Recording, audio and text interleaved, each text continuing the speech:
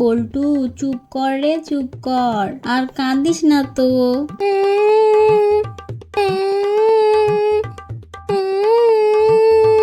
আজ যা রান্না হয়েছে ওই দিয়ে খেয়ে নে বাবা। না না, আমি খাবো না, খাবো না। কি ঝামেলায় পড়লাম আমি।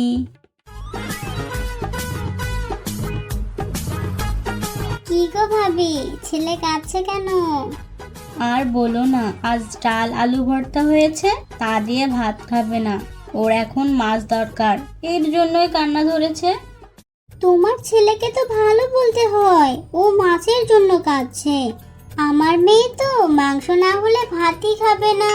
আমার বাড়িতে যাই রান্না হোক না কেন, আমার মেয়ের জন্য মুরগির মাংস আর ওর বাবার জন্য খাসির মাংস করতেই হবে, না হলে বাবা মেয়ে খাবেই না। ও আচ্ছা, তাই বুঝি। হ্যাঁ গো, মুরগির মাংস, খাসির মাংস শুনেই তো খিদে পেলে গেল। একটু জ্বলে জ্বলে কাঁদি।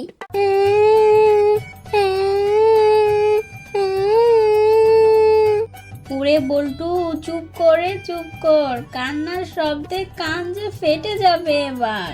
ওর কি দোষ? তুমি মাছ মাংস রান্না না করলে ছেলে তো কাঁদবেই। আমার মেয়ে হলে এতক্ষণ কি করতো তার ঠিকই নেই। ওর জন্য আজ দেশি মুরগি রান্না করেছি, ও তো তাই দিয়ে ভাত খাচ্ছে। আন্টি, আমাকে একটু তোমাদের দেশি মুরগির তরকারি দাও না। এই যা মরেছে। কি বলি এবার? আসলে বলতো কি বলতো, আমার মেয়ের জন্য অল্প করে রান্না করেছি, তোকে দিলে ও কি খাবে বল? তোকে অন্য একদিন মাংস রান্না করে দিব, ঠিক আছে? আন্টি, তুমি দেবে না সেটাই বলো। এই সময় সুমনার মেয়ে মিমি সেখানে চলে আসে। মিমি, তুই এখানে কি করছিস? আম্মু, তুমি শুধু আলু ভর্তা করেছো? শুধু আলু ভর্তা দিয়ে কি ভাত খাওয়া যায়? একটু ডালও কি করতে পারলে না? দাদিও শুধু আলু ভর্তা দিয়ে ভাত খেতে পারছে না। এই মিমি, কি যাতা বলছিস? চল বাড়ি চল। ঠিক আছে ভাবি, আসি এখন। দাঁড়ান ভাবি, আমাদের ডাল হয়েছে, একটু ডাল নিয়ে যান। হ্যাঁ হ্যাঁ আন্টি, দাও না।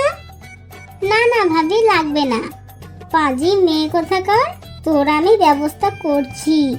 আমি ডাল নিব, আমি ডাল নিব। সুমনা তার মেয়েকে নিয়ে বাড়িতে চলে যায়। চাপাবাজ মহিলা, আমি জানতাম সব চাপা দিচ্ছে। মুরগির মাংস, খাসির মাংস, তাও আবার রোজ।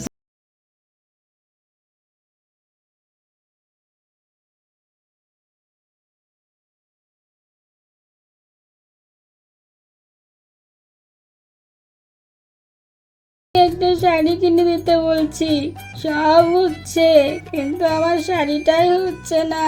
কাটাকাটনি করে বাড়ি ফিরেছি, কোথায় বসতে খেতে দিবে তা নয়, সারি সারি করে মাথা খারাপ করে দিল। এই তো সেদিন একটা শাড়ি কিনে দিলাম, সেটা কি করলে? হ্যাঁ কই কই, হ্যাঁ সে তো কবে কিনে দিয়েছো, সে শাড়ি ছিঁড়ে নেতা হয়ে গেছে। ওই নেতাই পরো, আমার কাছে অত টাকা পয়সা নেই যে রোজ রোজ তোমাকে শাড়ি কিনে দিব। কি হয়েছে? হ্যাঁ, আজ আবার দুজনের মধ্যে ঝগড়া শুরু হলো কেন? বলি কি নিয়ে ঝগড়া করছো দুজন? দেখেন না সুমনা ভাবি, একে আমার কাজ কামের এই অবস্থা, আর ওনার রোজ রোজ শাড়ি গয়না কিছু না কিছু বায়না শুরু হচ্ছে। কোথায় কোথায় রোজ রোজ বায়না করি? হ্যাঁ জানেন ভাবি, সে কবে একটা মোটা কাপড়ের শাড়ি কিনে দিয়েছে, তা দুদিনে ছিঁড়েও গেছে। তাই একটা শাড়ি কিনে দিতে বলেছি, তা নিয়ে কত ঝগড়া। বাবা, ভাবি আপনার শাড়ির জন্য আপনার বরকে বলতে হয়? আমাকে দেখেন, এই যে শাড়িটা পরে আছি, এটা আমাকে আমার বর কিনে দিয়েছে। বাবা গো, এত সুন্দর শাড়ি, নিশ্চয় অনেক দামি, তাই না সুমনা ভাবি? দেখেছেন ভাই, আপনার বউ কেমন শাড়ি চেনে, দেখেই বুঝতে পেরেছে এটা অনেক দামি শাড়ি। ঠিকই বলেছেন ভাবি, এটা অনেক দামি শাড়ি। আপনার ভাই আমাকে না বলে এই শাড়িটা কিনে নিয়ে এসেছে। আর আমাকে কখনোই আপনার ভাইয়ের কাছে শাড়ি গয়নার কথা বলতে হয় না। আপনার ভাই আমার না বলার আগেই সব এনে দেয় আমাকে। সুমনা ভাবি, কি ভালো গো আপনার বর, আপনাকে কত দামি দামি জিনিস কিনে দেয়। দেয় তো, সব কিছু দামি দামি কিনে দেয়। এই শাড়িটা কোথা থেকে কিনেছে জানেন? ঢাকা থেকে। আপনার ভাই আমাকে এখানকার শাড়ি পরতে দেয় না তো। আপনার ভাই বলে, সুমনা তুমি এত সুন্দর, তুমি এসব মোটা কাপড়ের শাড়ি পরবে কেন? তুমি ঢাকার নরম তুলোর মতো চকচকে শাড়ি পরবে, চকচকে। এই হলো সুমনা ভাবি, কোথায় ঝগড়া থামাবে তা নয়, আগুনে ঘি ঢালছে। আমার বউকে দেখো, চুপ করে সব কথা শুনে যাচ্ছে। ঝড় আসার আগে যেমন চারদিক নিস্তব্ধ থাকে, আমার এখন তেমনই মনে হচ্ছে। এই বুঝি ঝড় এলো মনে হয়। দেখো দেখো, সুমনা ভাবির বরকে দেখে শেখো, কেমন না বলায় কত জিনিস কিনে এনে দেয়। আর তুমি কি করো? হ্যাঁ, এরপর রুমি আর তার বর রোমানের ঝগড়া শুরু হয়। চুপ করো, তোমার ওই শাড়ি দরকার তো? হ্যাঁ, সুমনা ভাবির মতো একই শাড়ি দরকার আমার। আচ্ছা ভাবি, আপনার এই শাড়ির দাম কত গো? এই মরেছে, কত দাম তা তো আমিও জানি না। যাই হোক, একটা বলে দিই, এই শাড়িটা তো, এই শাড়িটার দাম জিজ্ঞাসা করছেন তো? এই শাড়িটার দাম। এই সময় সুমনার শাশুড়ি সুমনাকে খুঁজতে খুঁজতে সেখানে এসে দাঁড়ায়। তুমি পারো বৌমা, সেই কখন থেকে তোমাকে খুঁজে বেরোচ্ছি, আর তুমি এখানে এসে গল্প দিচ্ছ। এই দেখেছেন আপনারা, আমার শাশুড়ি আমাকে কত ভালোবাসে। একটু চোখে আড়াল হলে অস্থির হয়ে যায়, অমনি খোঁজাখুঁজি শুরু করে দেয়। ভালোবাসা বলি, কালুর বউয়ের থেকে যে শাড়ি নিয়ে এসেছো, তার শাড়ি তাকে না দিয়ে নিজে সেজে গুজে শাড়ি পরে সারা পাড়া ঘুরে বেড়াচ্ছ। আর কালুর বউ যে তার শাড়ির জন্য বাড়িতে এসে বসে আছে, তার খবর রেখেছো?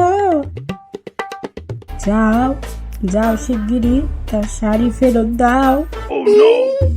আমার শাশুড়ি আসার সময় পেল না, দিল তো হাতে হাঁড়িটা ভেঙে রে।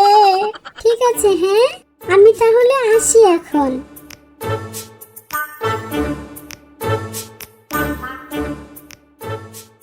সুমা ভাবি এত চাপাবাজ মহিলা, বাবা গো, চোখে না দেখলে কানে না শুনলে বিশ্বাসই হতো না। এক নম্বরের চাপাবাজ একটা।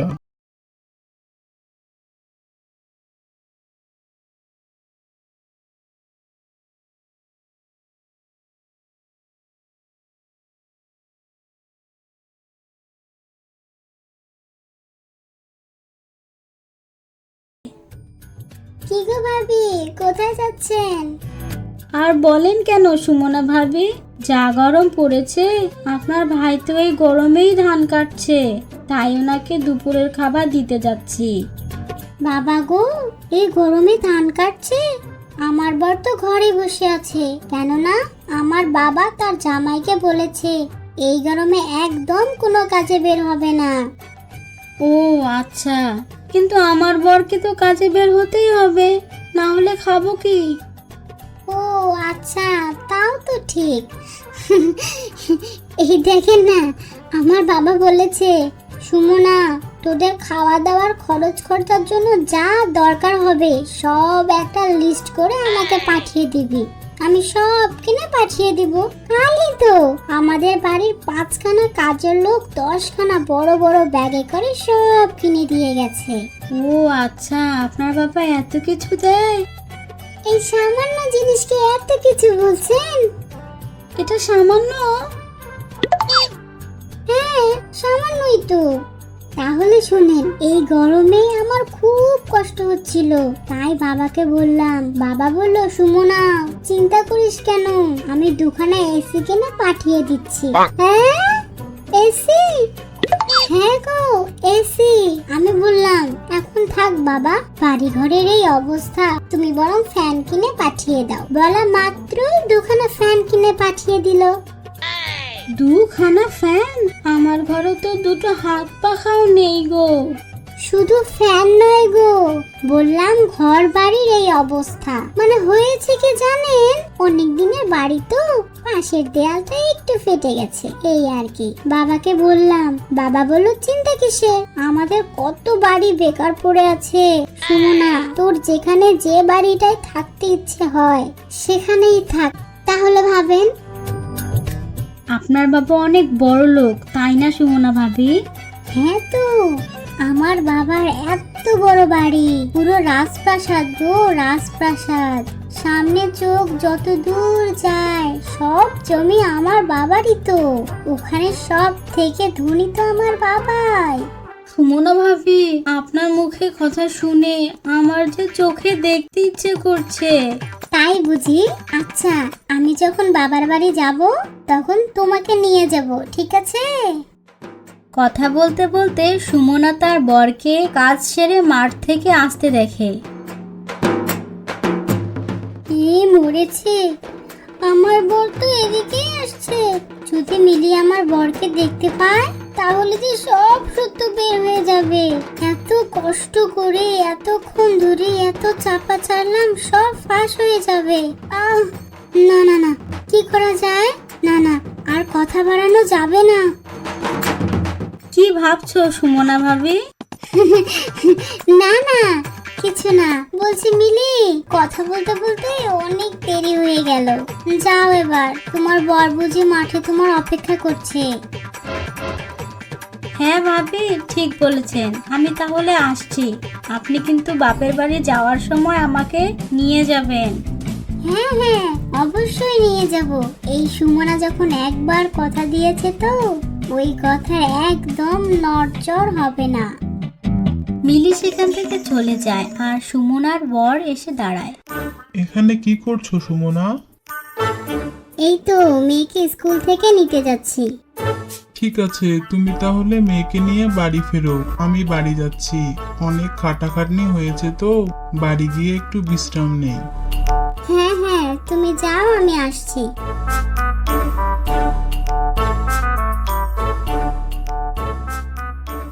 যাক বাবা, আজকে কেউ আমার চাপাবাজি ধরতে পারলো না।